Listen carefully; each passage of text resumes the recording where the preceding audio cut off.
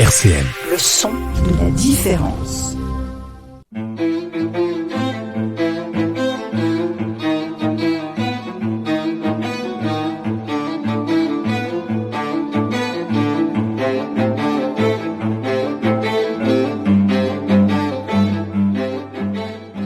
Bonjour, c'est Culture Partagée, Gilles sur 90.7 sur RCN pour parler musique aujourd'hui avec deux membres du collectif Osmose, Terbalout Bouhabib Massé, bonjour. Bonjour. Et Arnaud Elk, bonjour Arnaud. Bonjour. Alors, puisqu'il va être question de musique, une fois n'est pas coutume, je vous propose que l'on commence aujourd'hui par, non pas une pause musicale, parce que la musique aujourd'hui ne sera pas simplement constituée de pauses, mais au contraire de créations qu'on va entendre et qu'on va commenter. Donc je vous propose d'entrer dans le vif du sujet avec un premier morceau d'un artiste qui s'appelle Dixia Sirong. On écoute tout de suite et on va s'en servir après pour parler un petit peu de votre activité avec le collectif Osmose. C'est parti.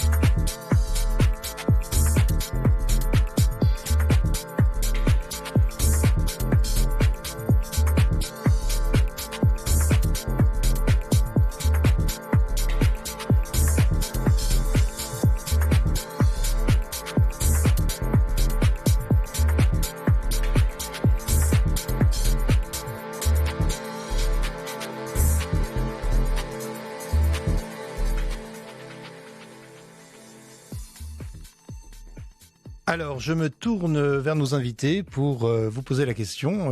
Qu'est-ce qu'on vient d'entendre? Pouvez-vous nous en parler? Qui est-ce qui répond? Je peux répondre. Ouais. On vient d'écouter une track Micro House, disons. Et ça, c'est une track qui nous a été proposée par notre résident et membre fondateur Siro.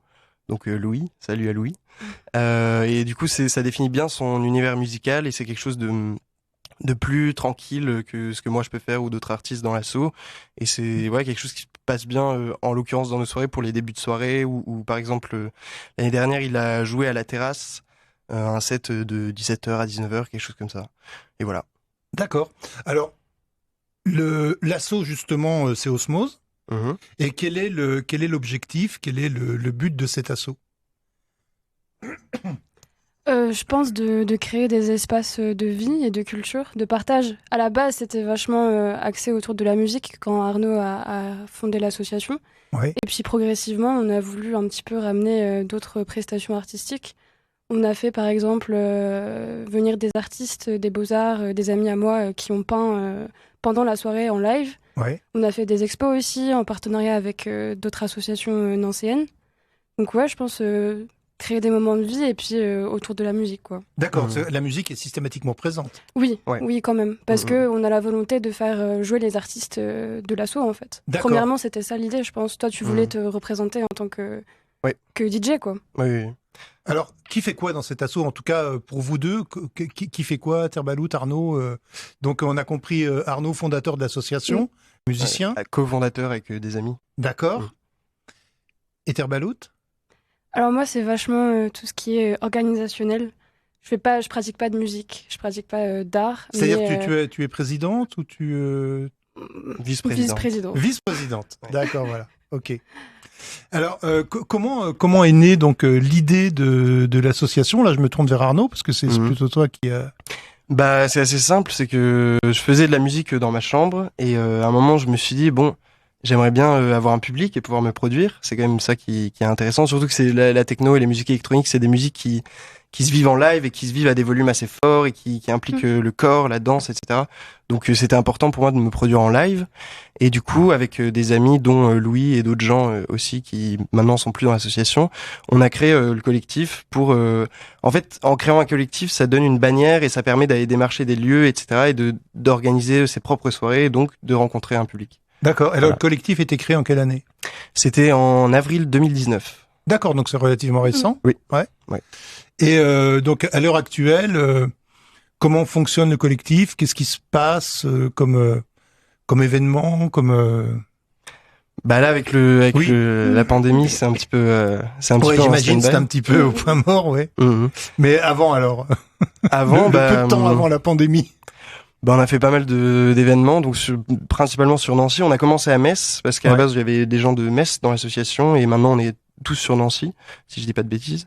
Et du coup, on a fait, au début, c'était une soirée par mois et demi, on va dire. Et quand on a vu que ça marchait bien, on a commencé à en faire plus, et il y a une période où on en faisait 2-3 par mois avant d'être stoppé assez net par la pandémie et de voir des beaux projets s'envoler, malheureusement. Et puis il y a eu une volonté d'aller dans d'autres lieux que des bars, parce qu'à la base ça se passait dans des bars, et puis on s'est dit, Arnaud a trouvé à la ferme du plateau de Haye, juste à côté, le moyen de faire un micro-festival, on va dire. Ouais, c'est tout près d'ici. Qui s'est passé en juillet dernier, et ça c'était c'était bien, une des plus belles réalisations, je pense. La plus belle. La plus belle. C'est cool, entre les deux confinements, vous avez réussi à... Ouais, on a réussi à glisser nos cartes. On a fait, je crois, 3 soirées entre les deux. Ouais, donc, bien. Comment tu es venu à la musique, Arnaud? Comment ça s'est passé? Ta formation musicale, tes goûts? Alors, j'ai fait du piano quand j'étais très jeune. Quand j'avais, je sais pas, j'ai fait 7 ans de piano, on va dire entre 8 et 15 ans, peut-être, quelque chose comme ça. Et j'ai fait le conservatoire et j'ai arrêté après parce que c'était un peu trop strict et voilà, j'ai pas eu mes examens de solfège, donc j'ai été viré. Et à l'issue de ça, j'ai pas fait de musique pendant plusieurs années. Et quand j'ai découvert la techno en tant que spectateur, ça m'a énormément plu. Et puis très rapidement, j'ai eu envie d'essayer, donc j'ai acheté ma première machine. C'était un petit contrôleur pour 250 € et j'ai commencé comme ça. Et puis, d'accord. Voilà. Ok. Alors, petite question de terminologie. Moi, en écoutant, j'aurais dit plus spontanément électro que techno. Ah oui. Alors, je suis pas spécialiste du tout, loin de là. J'imagine que vous faites une différence entre les deux. Oui, c'est clair. Oui, clairement. Alors, en quoi on est dans la techno et pas dans l'électro? Comment vous définiriez la rythmique déjà, peut-être. Ouais, la les redondance. sonorités aussi. Oui, les sonorités. Et par exemple, le premier morceau qu'on a écouté, c'est pas de la techno, c'est de la micro house. Et ceux qu'on écoutera après sont plus techno, justement, avec des sonorités plus sombres et ouais, c'est difficile à définir. Mais ce que j'entends par électro, c'est plus les trucs sur les plages, les grands festivals avec des drops. Moi, j'aurais bien entendu cette musique sur une plage. C'est pour ça que je pensais spontanément électro. Bah alors ouais, celle-là, elle est plus je sais pas comment dire, mais elle se prêterait peut-être plus à un décor un peu plus ensoleillé, tropical. Ouais, non, mais c'est vrai qu'on a envie de siroter un cocktail et puis de se dandiner en écoutant un peu. Mais alors attendez, c'est pas fini. C'est pas fini. Ça va se gâter, ça va se gâter. Exactement. On annonce de l'orage. Et bon, voilà. Donc, vous produisez bar, festival, mais d'autres formes. C'est est-ce que vous, par exemple, vous produisez pour des soirées privées ou pour des, je sais pas, des entreprises qui font, ou même si vous l'avez pas fait, est-ce que c'est aussi des choses que vous pouvez faire, quoi? Bah alors des entreprises, je vois pas trop. En tout cas, on l'a jamais fait. Et ouais, je vois pas trop quelle forme ça pourrait prendre. Ah, une entreprise qui fait un cocktail pour son personnel. Là, ça n'irait pas du tout. Ouais, bah alors voilà, c'est pas cohérent. Ah oui. C'est le genre d'endroit où Louis peut-être pourrait aller si le projet lui plaisait. D'accord. Parce qu'il a une musique qui se prête plus à un cocktail, détente, etc. Ouais. Alors que ce que vous écouterez après, ça se prête plus à des ambiances sombres avec des jeux de lumière, etc. Et d'accord, on y va plus pour écouter, pour danser, pour danser. Et puis, il y a une idéologie aussi derrière la musique un peu plus hardcore, un peu plus dure, qui irait pas forcément underground, qui irait pas forcément dans une ambiance entrepreneuriale avec un cocktail, quoi. C'est-à-dire que c'est quelque chose que vous n'avez pas envie de faire, que d'aller jouer pour une entreprise. Vous vous situez sur un autre terrain de création artistique que celui de l'entreprise. Ah oui, clairement. Mais vous allez jamais gagner des sous. Hein. C'est toute la difficulté, surtout en ce moment. Ouais. Mais peut-être qu'un jour on verra. Peut-être ça peut marcher. Mais en tout cas, ouais, niveau entreprise, pas forcément. Mais par contre, habillé avec de la musique, un vernissage d'une exposition, quelque chose comme ça, ça pourrait. Il faudrait, encore une fois, Louis ou peut-être même Florent pourrait faire ça.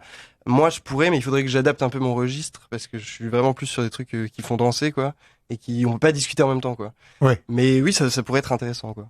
D'accord. Sur le plan artistique. Et sinon, on parlait un peu idéologie, c'est-à-dire, bon, quand même, on sent que derrière, il y a une réflexion politique, vous n'avez pas envie de jouer n'importe quoi pour n'importe qui. Hein. Voilà, quels sont un peu pour aller plus loin, l'idéologie? Est-ce que vous inscrivez dans je sais pas, un mouvement de musiciens ou de développement associatif, ou je sais pas, est-ce que vous êtes en réseau avec d'autres associations du même type? Comment vous fonctionnez? Vous fonctionnez complètement en autarcie ou Bah sur les valeurs, t'as quelque chose à dire? Je pense que c'est un peu compliqué de définir exactement les valeurs de la chose, étant donné qu'en plus on est plusieurs dans l'association, on n'a pas forcément à chaque fois les mêmes points de vue. Arnaud et moi, ça va, on est plutôt cohérents, on a envie de faire quelque chose qui prône la tolérance, la liberté, un espace où les gens peuvent être eux-mêmes et qu'il n'y ait plus de jugement. Dans un idéal, ce serait ça en fait, je pense. Et sinon, je vois pas... Enfin, niveau musical, c'est plus toi qui sais où est-ce que tu veux t'inscrire, quoi. Bien sûr, mais ouais, du coup, sur le concept extra musical, disons, qu'on a envie de proposer, nous, on essaye de communiquer dans ce sens-là et de faire ressentir ça aux gens qui peuvent venir à nos événements, de leur donner un espace où ils peuvent être le plus possible eux-mêmes et où ils peuvent s'exprimer, ne serait-ce que par la tenue vestimentaire. Par exemple, ce qu'on avait fait 2-3 fois, c'est que on avait proposé aux gens de gagner des entrées s'ils venaient avec des tenues extravagantes. Voilà, et on a fait gagner 3 entrées par soirée avec ça. Pareil, à la fin de plusieurs soirées, on a donné des t-shirts aux gens qu'on avait repérés parce qu'ils se lâchaient, ils dansaient à fond et ils nous avaient fait plaisir. Donc ouais, on essaie de proposer un endroit où les gens peuvent venir décompresser et ouais, peut-être essayer de s'atteindre un peu eux-mêmes, disons. D'accord. Ouais.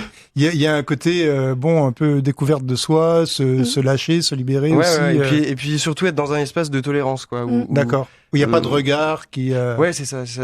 Il y a eu quelques petits moments où dans des événements il y a eu des gens qui avaient des attitudes un peu bizarres, etc. On a tout de suite pris ça en charge parce que justement c'est complètement contraire à nos valeurs et aux valeurs de la techno de façon essentielle. En fait. Et voilà, on essaye de garder cet esprit-là et voilà. C'est-à-dire que des fois il est possible que des gens viennent et qu'ils soient pas forcément dans le même trip, en plus, ça c'est un peu difficile à gérer, ouais. Les soirées techno sur Nancy, je pense que ça attire et encore plus quand on sort d'un confinement de 3 mois. La première soirée qu'on a fait après le confinement, c'était, on n'a pas pu gérer tellement il y avait des gens, quoi. Genre, on a dû refuser 50 personnes. On a dû refuser des gens et du coup à ce moment-là, le public est très très différent. Après, c'est tous des gens qui se retrouvent autour du fait d'aller écouter de la techno et de se défouler, mais par rapport aux valeurs, je pense qu'il y a des dissonances. Tu vois, je pense que je dirais, il y en a, à mon avis, qui viennent parce qu'ils savent qu'il y a une soirée, ils savent pas quel genre de musique c'est, ils savent pas quel crew, juste ils ont envie de décompresser et de faire une soirée. Et c'est très bien parce que ça répand la culture et c'est très bien.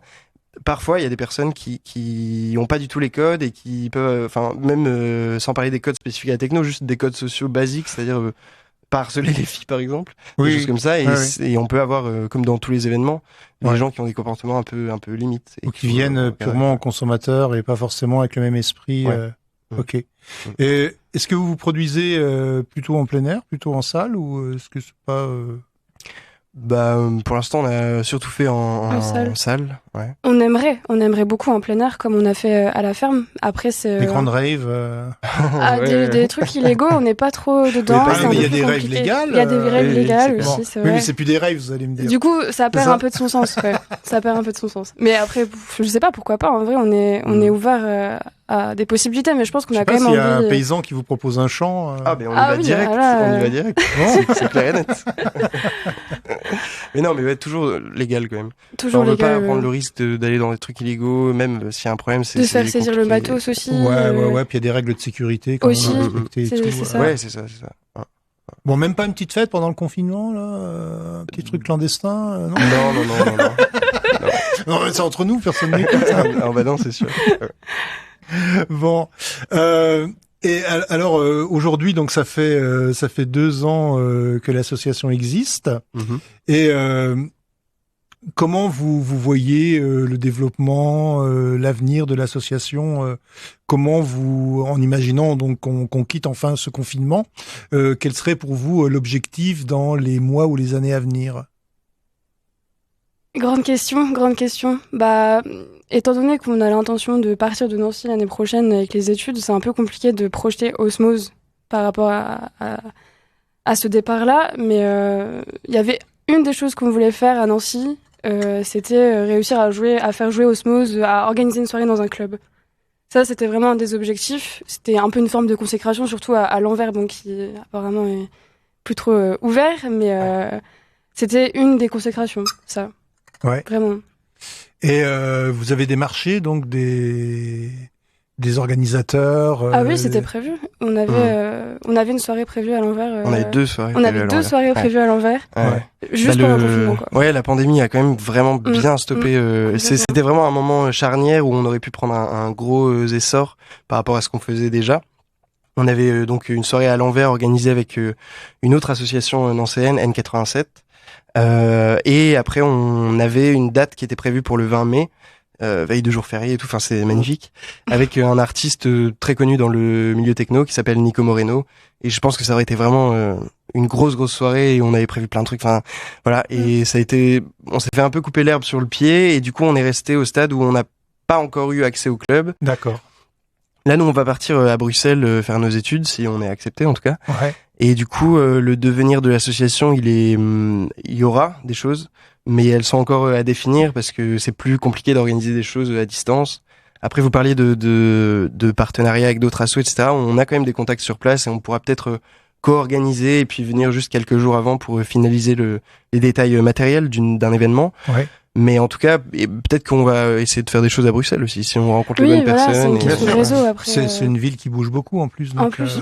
Ouais. Alors, vous parliez de soirée Osmose, c'est-à-dire que quand vous programmez une soirée, se produisent des musiciens, des DJ qui font partie du collectif? Comment ça fonctionne? Pas forcément, mais principalement. Ouais, on a beaucoup mis en avant les DJ du collectif parce que c'était l'objectif de base. Ouais, bien sûr. Et après oui, on a quand même invité on a invité quand même quelques artistes à Locaux. droite à gauche. On a invité presque toutes les assos disons de notre âge parce qu'il y a des assos de gens d'autres générations. Presque tout le monde a eu au moins un artiste qui est venu chez nous et voilà. D'accord. Et donc les artistes que vous produisez, si on peut dire, sont pas nécessairement des DJ ou forcément. Niveau de la musique, si. Voilà. Si. D'accord. Pour l'instant, en tout cas. D'accord. Parce que c'est déjà c'est le thème des soirées pour l'instant. Et aussi niveau matériel, c'est moins compliqué d'organiser. Il faut ramener une platine, un PC peut-être, et des enceintes, et voilà, ça peut suffire. Alors que quelque chose de plus instrumental, il faut des micros, il faut des gens pour régler, il faut peut-être des instruments, peut-être plus d'espace pour faire la scène. Enfin, c'est d'autres contraintes, et on n'a pas encore les connaissances, et on n'est pas encore allé jusque là en tout cas. D'accord, d'accord. Alors, je vous propose qu'on écoute un deuxième morceau. Allons-y. Et puis, voilà, ça permettra de découvrir un petit peu plus Osmose. Et donc, le côté plus dark, sans doute. Là on met les pieds déjà dans un peu de darkness, disons. Bon, et on en parle juste après.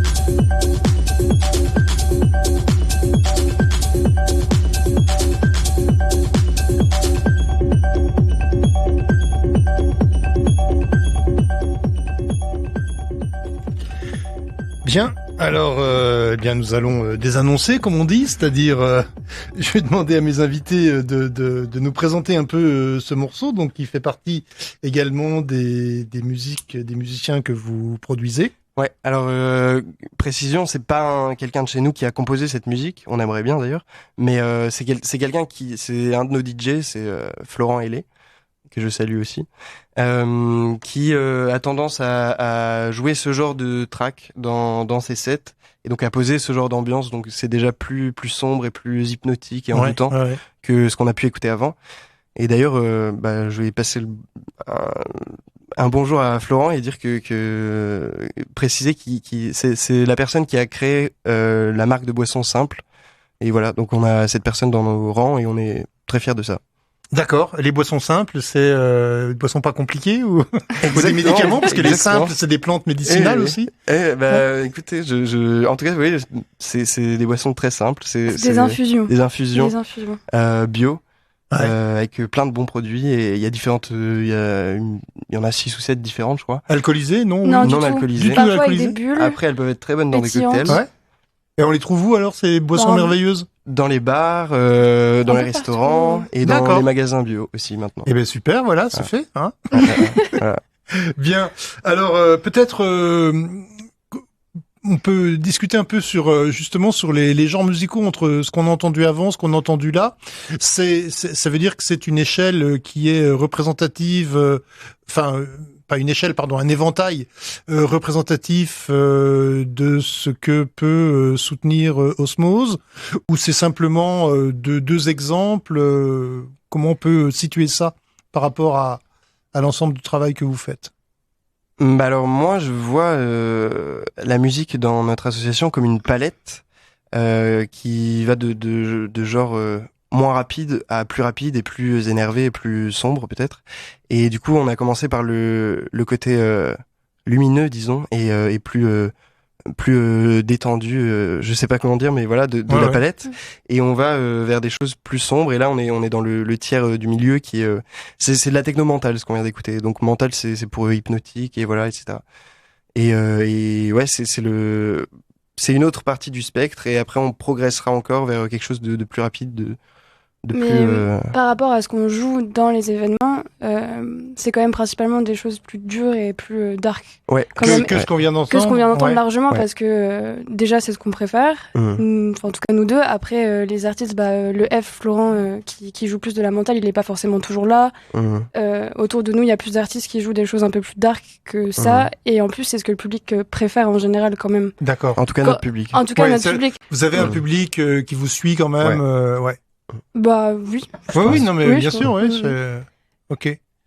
Et l'association donc Osmose, pardon, excusez-moi. Bon.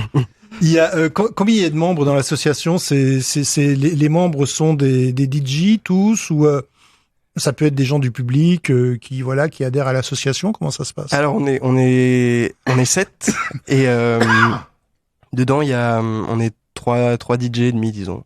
Voilà. D'accord. Une personne qui mixe par intermittence. C'est Malo d'ailleurs. Donc on le D'accord. salue aussi, on Malo salue tout le l'entend, monde. ok, voilà. Et ouais, sinon Louis, moi et Florent, on est les 3 DJ résidents de l'association. Voilà. Alors les autres personnes dans l'asso, elles font quoi? Il reste moi et Malo, quoi. Donc, en Malo, réalité, on a graphiste. tous, Arnaud et moi, on a des rôles super protéiformes, en fait. Arnaud, il est à la fois DJ, mais il est aussi beaucoup en train de faire du démarchage, de l'administratif, de l'organisation. Malo, il est DJ de temps en temps, et puis il est aussi graphiste. Et vu qu'on est une petite asso, les rôles se confondent un peu, quoi. Il n'y a D'accord. pas de choses qui sont vraiment définies. On aimerait bien. Si par exemple, il y a quand même Polo qui est plus Polo, sur le ah oui, côté d'accord. administratif. Il y a un président ou une présidente quand même. Arnaud. C'est moi le président. Ah, tu es le président? Oui. D'accord. Mhm. J'avais pas compris ça. Mhm. Je compris que tu étais fondateur, mais j'ai pas compris que tu étais... Non, ouais, je suis le Fondateur président et depuis le président. début. D'accord. Ah oui, donc là, on a le gratin. gratin d'association. Non, faut pas dire ça, les autres vont se sentir. Clairement. Non. Bah, vous m'aviez dit de vous présenter comme ça, en disant que les autres, avaient Pas une trop, petite quoi. activité, mais voilà. Exactement. Et est-ce que ça veut dire que c'est une association qui est, je dirais, fermée, si je puis dire, ou est-ce que n'importe qui finalement peut adhérer à l'association pour apporter son soutien, payer sa cotisation et puis je sais pas, avoir des tarifs Non, quand il y a c'est un fermé. événement. C'est fermé. Oui. C'est une secte un peu qui Exactement. écoute de la musique très sombre, Chamanique. chamanique et qui entre en transe. Exactement. Et qui essaye de D'accord. faire entrer en transe le public. Voilà, et Et qui les voudrait pervertir. être légal. Oui, c'est ça. Tout à l'heure, vous avez dit que vous alliez partir à Bruxelles pour poursuivre vos études. Alors, qu'est-ce que vous faites dans la vie, donc, à part organiser des soirées sombres Et chamanique. et chamaniques? On est tous les deux étudiants en licence études culturelles. Donc là, l'année est finie. On a eu les résultats aujourd'hui. On a tous les deux validé notre licence. Bravo. Merci beaucoup. Et du coup, on va partir, si on a accepté, mais ça va le faire, sur un master en gestion culturelle. Donc voilà, il y a une, Dans la il y a continuité. il y a une continuité, il y a une spécialisation aussi dans l'événementiel dans ce master. Ouais. Donc c'est pour ça qu'il nous a tous les deux beaucoup intéressés. Les études que vous avez poursuivies jusque-là sont liées à votre activité musicale associative, ou alors finalement, vous aviez envie de travailler dans la culture, et il se trouve que en plus voilà, vous êtes investi dans la musique, mais est-ce qu'il y a un lien entre les deux ou pas trop finalement? Le lien s'est fait, pour moi en tout cas, le lien s'est fait comme ça, on va dire. Je savais pas trop quoi faire après le lycée, j'ai été en études culturelles, après j'ai toujours baigné dans un milieu culturel, ma mère est artiste, donc je savais plus ou moins que je voulais faire un travail là-dedans, et j'ai choisi études culturelles sans trop savoir où j'allais, et puis après j'ai rencontré Arnaud, et l'asso s'est fait, et en fait je me suis découvert une voie, en fait, on va dire ça comme ça, mais je me suis bien plu, et je me suis dit ça j'aime vraiment le faire, et du coup on va continuer là-dedans, quoi. Parce que l'association en fait est née au cours de vos études. Oui, c'est ça. Ok. Et il y a eu un déclic à un moment donné, à part le fait que tu voulais avoir plus de monde que dans ta chambre pour écouter ta musique. Alors, c'est marrant, le premier jour où je suis arrivé sur le campus donc fac de lettres Nancy, il y avait des gens en train d'installer une scène, et donc moi je viens de Metz à la base, c'était nouveau départ, Nancy, nouvelle vie, ok. Et je vois ces gens qui installent une scène, et je vais leur demander qu'est-ce qui se passe, expliquez-moi, etc. Et je parle au mec qui allait mixer donc l'après-midi sur le campus. Et je lui dis moi je suis DJ, mais je suis dans ma chambre, comment je fais pour sortir de ma chambre et pour avoir un public?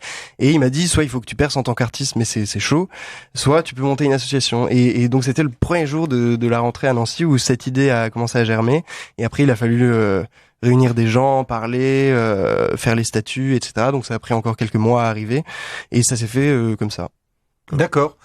Et donc en fait c'est vraiment quelque chose qui vous habite et que vous déclinez autant dans votre créativité personnelle que dans vos études, quoi. Et l'objectif c'est de travailler dans la culture, je dirais un peu quel que soit le contexte au vu du master, ou est-ce que c'est quand même essayer de travailler dans l'événementiel musical? Personnellement, c'est clairement l'événementiel musical. Ouais. Et surtout que j'aimerais bien aussi croiser ma pratique d'organisation événementielle avec ma pratique d'artiste. Ouais. Et je pense que les deux peuvent bien se répondre. Donc c'est clairement dans ce domaine-là. Et on verra bien si ça fonctionne, mais il n'y a pas de raison. Ok. Alors, on a vécu la pandémie, on la vit encore, par rapport à un artiste et un artiste techno, donc comme toi. Quelles ont été les difficultés les plus grandes, parce que finalement les réseaux sociaux continuent à fonctionner pour faire écouter cette musique. Donc est-ce que ça a été des problèmes pour composer, ou des problèmes plutôt pour diffuser, pour rencontrer le public? Qu'est-ce qui a été le plus sensible? Alors moi, ma situation est un peu particulière dans le sens où je suis pas du tout artiste professionnel, et je me considère comme un débutant largement encore. Forcément la pandémie m'empêchant de me produire devant un public, ça c'était très frustrant et parfois dur. Mais d'un autre côté, elle m'a permis de commencer la composition musicale. Donc pas juste faire le DJ, c'est mixer des musiques qui existent déjà. Et j'ai commencé à composer grâce au confinement, au fait d'avoir plus de temps, etc. Et j'ai eu le temps de quand même prendre un petit niveau pendant ce temps-là. Et du coup, maintenant, je mets beaucoup de temps là-dedans, beaucoup d'énergie et beaucoup d'espoir aussi. Et donc, quelque part, la pandémie a pu être bénéfique sur le plan artistique pour ma personne. Pour la réflexion personnelle, et puis le travail personnel. Pour me dégager un temps pour atteindre des objectifs, quoi. Ouais. Parce que j'avais cette envie depuis longtemps, mais elle était en gestation, et avec l'organisation des événements, les études, j'arrivais pas à trouver le temps de m'y mettre, et j'ai pu grâce au confinement. D'accord. Et alors je me tourne vers Terre Balout maintenant. Ce master, c'est sa finalité professionnelle, c'est aussi la musique en priorité, ou l'événementiel en général? Moi, c'est pas la musique en priorité. Je suis ouverte, j'ai envie de vivre plutôt des expériences, et après, avec ces expériences, savoir ce qui me correspond le mieux, mais je suis vraiment ouverte à toutes sortes d'envers du décor culturel, on va dire. Ouais. Après, c'est vrai que j'aime beaucoup la musique aussi, et ça me plaît, parce que je trouve que c'est vraiment un art qui permet un partage peut-être encore plus fort, humainement parlant, que les autres arts. Du coup, ça me plaît, mais pourquoi pas le théâtre ou d'autres arts, en vrai. Ouais, parce que vous avez évoqué tout à l'heure le fait que des artistes des Beaux-Arts pouvaient venir, etc. Bah justement, j'avais un commentaire à faire là-dessus, c'est que Terba, c'est aussi ça sa grosse importance dans l'association, c'est qu'elle a ramené un petit peu ce côté, cette diversification, et c'est elle qui a eu l'idée des artistes, c'est elle qui a eu les contacts des artistes et qui a encadré ce genre de choses, des performances live des artistes justement non musicaux. Et c'est ça aussi son rôle dans l'association, et est plus pluridisciplinaire, pluriculturel, disons, que nous qui étions vraiment focus musique. Ouais, donc vous complétez. Disons qu'elle a coloré l'association. Voilà. Ouais, c'est joli. C'est joli. Surtout en parlant de peinture, bien sûr, d'artiste plasticien. Ok. Et à terme, peut-être si vous allez être à Bruxelles, on en a parlé un petit peu tout à l'heure déjà, et bon, évidemment, je vous souhaite d'être pris en master à Bruxelles. Mais qu'est-ce que ça signifie pour l'association Osmose? Parce que on sent que vous êtes vraiment des membres extrêmement efficaces et qui portaient complètement cette association. Alors je dis pas ça pour minimiser encore une fois le travail des autres, mais voilà, si vous vous retrouvez à Bruxelles, est-ce que l'association existe? Est-ce que elle existe toujours? Est-ce que vous allez continuer à faire des événements ici? Est-ce que vous allez essayer de les transposer là-bas? Comment ça va se passer? Faire les deux en réalité. Je sais que on en a déjà parlé, on aimerait garder du contact ici au niveau réseau avec les associations qu'on aime bien, et pourquoi pas revenir faire des événements quand on sera à Bruxelles. Après, j'anticipe un peu et je me dis qu'à Bruxelles, ce serait peut-être un peu plus compliqué d'arriver avec Osmose, un petit truc comme ça au milieu de cette ville. Mais le projet, c'est quand même de réussir à faire les deux. Et puis, il y a tes projets en ligne aussi. Ouais. Parlons-en. Parlons-en. Là, je suis rentré en contact avec une personne qui s'appelle Martin et qui tient une chaîne une chaîne de fruits, j'allais dire, une chaîne YouTube qui s'appelle Salade de fruits, et qui propose en fait des DJ sets filmés dans des cadres si possible un petit peu originaux, un petit peu stylisés, disons. Et cette personne qui est de Metz donc voudrait la musique proposée sur sa chaîne est plus minimale, plus dans le genre de ce qu'on a pu écouter en tout premier. Et elle voudrait s'élargir sur plus de techno, etc. Et du coup, on est en train de voir pour comme c'est pas spécialement son domaine, la techno, moi je vais essayer de lui trouver des artistes et de faire quelque chose, un format une fois par semaine sur la chaîne, publier un set filmé pas en live, en rediffusion, mais filmé en tout cas, avec des artistes techno, et élargir cette chaîne, et faire un partenariat entre Osmose et Salade de fruits.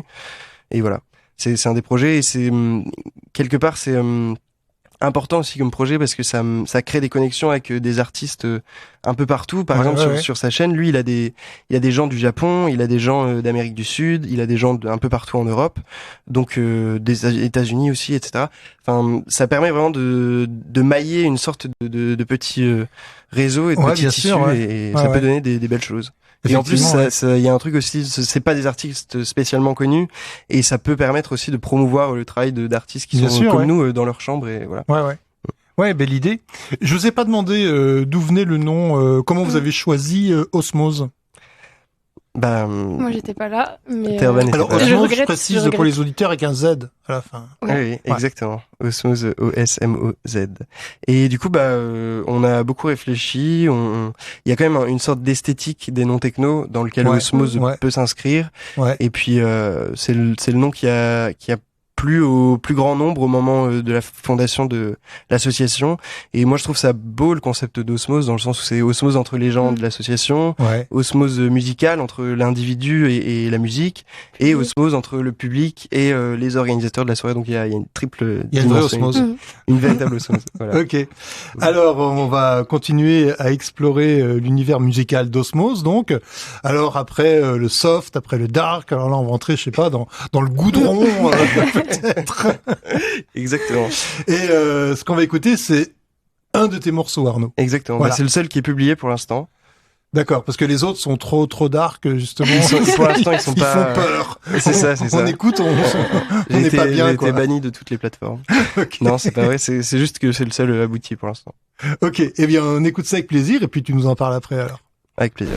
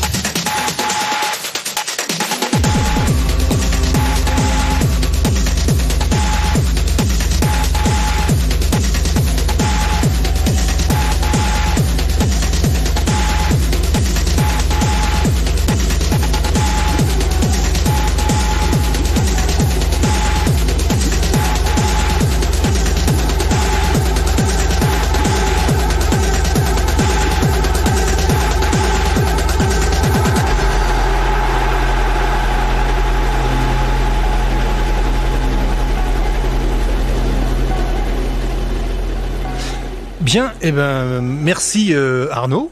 Et je te laisse donc présenter cette œuvre.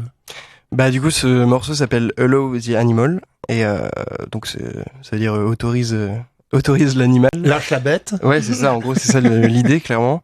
Et mon pseudo d'artiste c'est Aura Noir.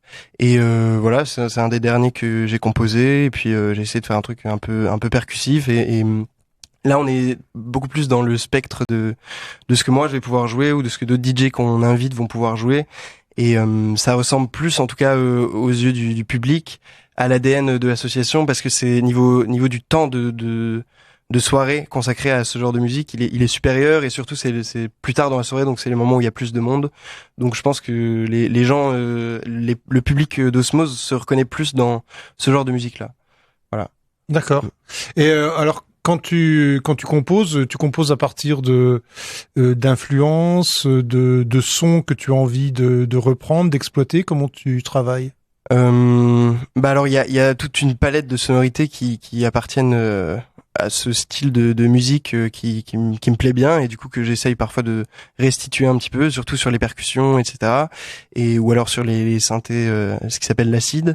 Et après, j'essaye aussi de faire beaucoup d'expérimentations. Je vais tenter des trucs et je vais voir si ça sonne bien à mon oreille ou pas. Et après, comment je peux l'inclure dans le morceau ou peut-être pas. Ou voilà, j'essaie d'essayer de me dire ça me plaît pas et de faire en fonction de ça. Ok. Alors comment tu es passé d'une formation plutôt classique, piano, conservatoire, à une musique qui est totalement contemporaine? Héritière de la technologie à 100%. Est-ce qu'il y a eu une transition entre les deux ou est-ce que tu es passé par de la musique électrique d'abord avant d'arriver à de la musique plus électronique, etc. Comment s'est passé le chemin qui t'a mené du conservatoire à ça? Bah je sais pas trop, ça s'est fait assez naturellement quand j'ai arrêté le conservatoire. Alors je pratiquais le piano mais j'écoutais pas de classique quoi dans mon temps libre. Ouais. Et j'étais plus sur des choses quand même contemporaines, beaucoup de rap américain à l'époque, un peu de rap français après, etc. Et après quand je suis allé dans les études supérieures, j'ai commencé à plus sortir et à découvrir l'univers de la techno. Et je sais pas, en fait je crois que c'est peut-être la première soirée que j'ai faite où j'ai ressenti la vibration des basses dans mon corps et le rythme entraînant et au début j'étais pas aussi mordu du truc, mais je me suis dit, il faut que je creuse ça. Et du coup j'ai répété les expériences en soirée et ça m'a assez naturellement orienté vers l'envie de faire ça moi-même quoi. D'accord. Et Terbalou, je sais pas si tu es musicienne? Non, du tout. Du tout. Ok. Donc, est-ce que dans les artistes que vous produisez, vous avez un regard? C'est-à-dire, est-ce qu'il y a des gens qui vous sollicitent et à qui vous dites ouais c'est génial? Est-ce qu'il y a des gens qui vous sollicitent à qui vous dites bah clairement c'est non? Ou est-ce que c'est vous qui choisissez les gens avec qui vous travaillez? Comment ça se passe? Alors c'est plus Arnaud qui s'occupe des artistes, mais en général, on n'a pas refusé tant de monde parce qu'on a quand même la volonté de faire se produire des artistes locaux. Ouais. Et si on aime à peu près bien ce qu'il fait, après en plus c'est des DJ sets, donc la personne peut se réinventer aussi sur le moment. C'est pas, il va pas passer ses tracks quoi. Mais bah moi je dirais que on a reçu quelques démos entre guillemets, quelques gens qui ont envoyé des sets pour dire bah voilà moi je fais ça, j'aimerais bien mixer à vos soirées. On n'en a pas refusé, mais en tout cas mis de côté certains en disant bon bah c'est pas trop mal, mais on a d'autres priorités et voilà à voir plus tard. En tout cas, on n'a jamais de refus catégorique, voilà. Et par exemple, bah, Florent qui est entré dans l'asso maintenant, etc. Lui, il m'a contacté comme ça à la base. D'accord. Et maintenant, il fait partie de l'association, etc. Et mais sinon, les artistes qu'on invite, ça a tendance, surtout maintenant sur les 5-6 derniers événements, disons, à être quand même des gens qui ont déjà un petit nom sur la scène locale. Ouais. Je pense aux gens de N87, à Lucas, à Croix, de l'association Raven. Voilà, des gens comme ça qui sont déjà produits plusieurs fois à Nancy, etc., qui ont déjà, même pas forcément tant un public, mais une expérience et ouais, qui sont dans des collectifs et parce que c'est quand même, c'est petit Nancy et tout le monde se connaît plus ou moins et du coup on a envie de mettre en avant le travail de gens qu'on aime bien et voilà. Ouais. Et ça représente un réseau important, c'est à la fois les artistes ou les collectifs sur la région. Je sais pas, c'est un un maillage qui est important, ou c'est des personnalités qui sont un peu isolées, qui ont un peu de mal? Comment ça se passe? Moi, je dirais que c'est assez, tout est assez connecté. Ouais. Oui. Ouais. Parce que c'est quand même des univers où les artistes ont des personnalités très fortes. Souvent, sont pas trop là pour faire des compromis quand même, parce qu'il y a quand même une esthétique derrière ça qui est quand même très affirmée. Donc malgré ça, on arrive à travailler en réseau assez facilement. Bah à cette échelle-là, oui. Ouais. C'est ça en fait. Ouais. Ouais, ça dépend. En réalité, il y a, tout le monde se connaît plus ou moins et les gens sont quand même heureux de pouvoir jouer dans les soirées d'autres personnes. Après, moi, j'ai déjà joué dans une soirée où ça s'est un peu mal passé parce que c'était pas le même genre d'atmosphère et voilà, il y avait pas le même public, pas la même façon de concevoir la musique aussi, avec pas le même respect pour la musique, disons. Et à côté de ça, bah oui, sinon tout le monde se connaît un peu et les gens sont quand même rassemblés autour des mêmes trucs, quoi. Il y a quand même des identités qui sont propres, je pense, à chaque collectif. Ouais. Quand tu vas en soirée chez Osmose, tu vas pas en soirée chez N87 par exemple. Je pense qu'il y a une identité au niveau de la soirée, comment elle va vraiment se passer derrière chaque collectif. Et chaque collectif a un peu des lieux de prédilection pour se produire, ou alors c'est toujours un petit peu les mêmes endroits qui sont sollicités? Bah moi je dirais qu'il y a une grosse perte des lieux à Nancy. Ah ouais. Par exemple, il y a eu la brasserie Saint-Èvre, mais ça a été un peu trop le cirque et du coup maintenant il est plus trop open à faire ça. Ah oui, il fait plus. Ouais. Parce que ça marchait fort à une époque. Ouais, ça marchait fort, mais un peu trop fort. Et on a un peu participé à ça d'ailleurs. Mais voilà, il y a eu le Nautilus, mais le Nautilus ça s'est reconverti en un truc plus apéro, lounge, etc. Ouais. Alors qu'avant ils avaient une belle dans la cahute du bateau, une belle cave pour faire des soirées comme ça. Les clubs qui sont pas forcément aussi accessibles et en plus on sait pas trop avec le Covid ce que ça a donné. Et après il y a peu d'endroits qui se prêtent. Nous notre fief c'est les 3 petits points. D'accord. Voilà. Mais tout le monde n'est pas allé faire des choses aux 3 petits points. Et puis les 3 petits points, même si ça revient quand même. Ça a une identité bien marquée. Ouais, donc tout le monde n'a pas envie forcément d'aller jouer là-bas. D'accord. Donc c'est le problème des lieux de diffusion, c'est un problème important pour vous. Ah oui. Ouais, c'est clair. Oui. Ouais. C'est clair. Et les scènes musicales n'accueillent pas forcément les genres musicaux que vous proposez, quoi. Ouais, je pense qu'il faut déjà avoir un bon niveau de notoriété pour être mis en avant sur ce genre de scène. Ouais. Et c'est-à-dire que est-ce que, en dehors du fait que vous allez toucher un public qui n'est pas forcément votre public, mais est-ce que vous êtes prêt, par exemple, à aller jouer dans un bar X ou Y comme ça pour faire un set, ou est-ce que néanmoins vous préférez savoir où vous mettez les pieds pour être sûr que vous allez avoir un public réceptif? Donc en tant qu'artiste ou en tant qu'association? Bonne question, j'ai pas pensé à ça. En tant que artiste déjà. En tant qu'artiste, moi je pourrais aller jouer à peu près n'importe où, sauf s'il y a un gros problème avec les personnes qui gèrent ça. Mais il faudrait que je puisse quand même m'exprimer musicalement. Oui. Si je dois complètement travestir ma musique, je n'en vois pas vraiment l'intérêt. Après, j'aime quand même différentes choses et je peux adapter un peu mon registre, mais si on me demande de faire de l'EDM alors que je déteste ça, c'est sûr que je vais pas y aller, quoi. D'accord. Mais j'en suis pas au stade où je peux refuser trop des endroits, quoi. Donc je dirais avec plaisir. Après, voilà, donc oui, vas-y. Par rapport à l'association, c'est différent. Je pense qu'on a quand même envie d'avoir une certaine cohérence dans ce qu'on a envie de présenter. Donc on va pas aller jouer n'importe où. Après, comme on a dit, il y a pas tellement de lieux. Mais si on a envie, par exemple, de faire une expo pendant la soirée ou de décorer la salle et qu'il n'y a pas cette liberté-là, c'est un peu contraignant. Ouais. Oui, ou alors que le son est naze. Ou que le son est naze.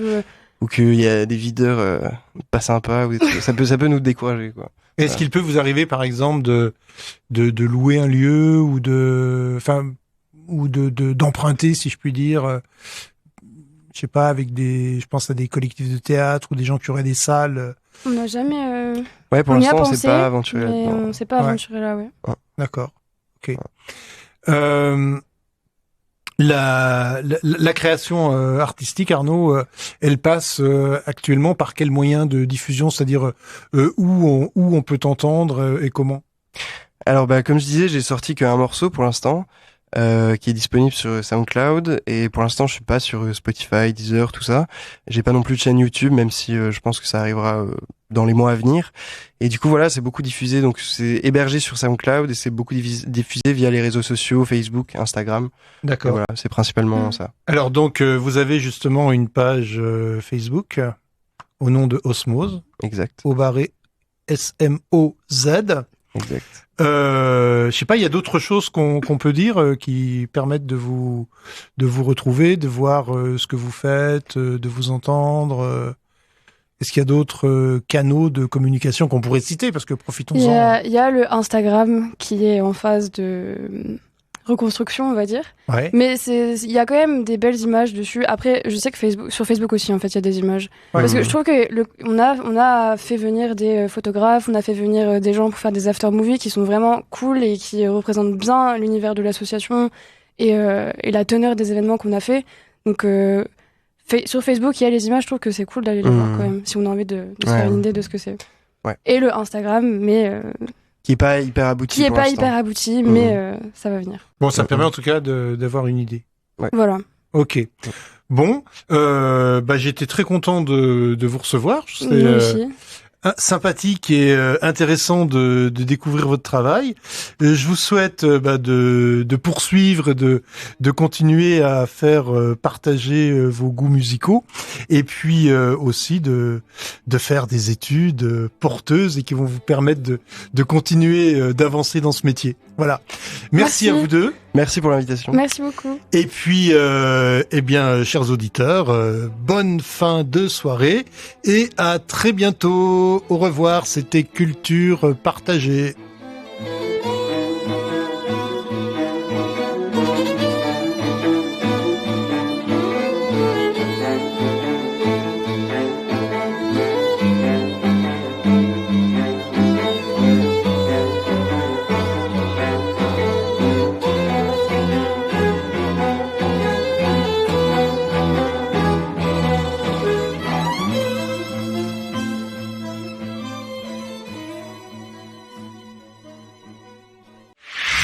RCN, www.rcn-radio.org